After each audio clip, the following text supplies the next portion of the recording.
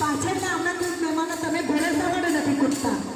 તમે માનો ઘોડે રમો, માં ખુશ થાય. આ તો માતાજી આ મિલનમાં થઈ અને માં સમી ગયા છે, પણ તમે તમારા ઘોડો કૂદવાનું શા માટે બંધ કરો છો? તમે ઘોડો કૂદો કે જેથી કરીને માં તમારા ઘેરથી આવીને વસી જાય. અને બેલો મખમલનો જામ ઘોડાવાળો